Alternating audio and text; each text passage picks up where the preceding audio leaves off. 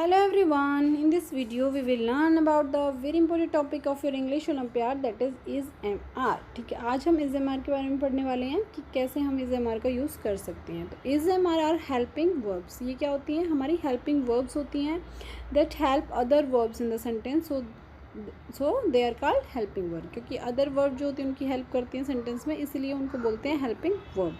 तो is MR are helping verbs.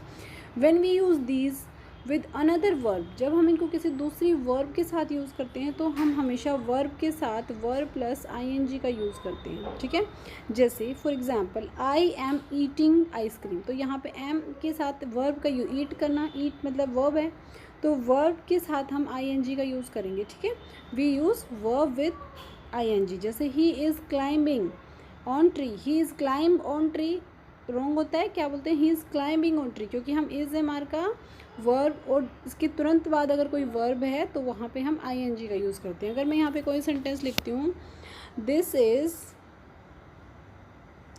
Is my book, ठीक है, माई बुक। अब यहाँ पे हमने दिस इज ing का यूज़ नहीं किया क्योंकि यहाँ पे कोई वर्ब नहीं है, ये क्या है? इज MR के तुरंत बाद यहाँ पे क्या है? ये एक प्रोनाउन है। ठीक है, लेकिन जब इसके तुरंत बाद बिल्कुल नेक्स्ट पे हमारे पास वर्ब होती है तो हम वर्ब के साथ ing का यूज़ करते हैं। ठीक है, उसके बाद हम कुछ देखते हैं कि हम इज़ का यूज़ कैसे करते हैं। व्हेन वी यूज़ इज़, तो वी यूज़ इज़ जो है हम सिंगुलर नाउन और प्रोनाउन के साथ यूज़ करते हैं। ठीक है, जब सिंगुलर मतलब एक है, ठीक है, जहाँ पे एक की बात होती है, सिंगुलर की बात होती है, तो व्हेन उस टाइम पे हम क्या यूज़ करते हैं? We use is there. We use is with he she it this that, और कोई भी नाम जो होता है उसके साथ हम इज़ का यूज़ कर सकते हैं, लेकिन वो सिंगुलर होना चाहिए। ठीक है, जैसे for example Seema is my best friend. अब सीमा क्या सिंगुलर है, तो हमने क्या यूज़ किया? इज़। यहाँ पे हम आर नहीं बोल सकते, Seema are my best friend, no, it's wrong.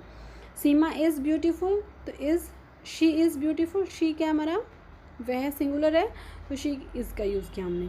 That क्या है? वह मेरा बैग है, यानी कि किसी एक बैग की बात हो रही है, that's why we use here is. ठीक है, तो we use is for singular, किसी एक के साथ यूज़ होता है, चाहे वो किसी का नाम है या फिर ही शी इट दिस दैट। ठीक है, ये प्रोनाउन है, वहाँ पे हम इज़ का यूज़ कर सकते हैं।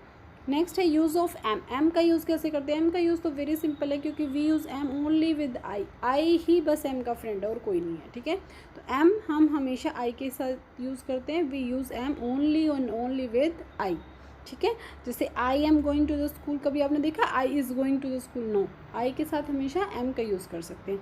I am good girl, I am eating food. ठीक है, अब देखो यहाँ पे एक वर्ब यूज़ हुई है एम के तुरंत बाद, ईटिंग, तो हमने यहाँ पे ing लगाया, लेकिन यहाँ पे ए आर्टिकल है, यहाँ पे गो वर्ब है, तो ing का यूज़ किया। ठीक है,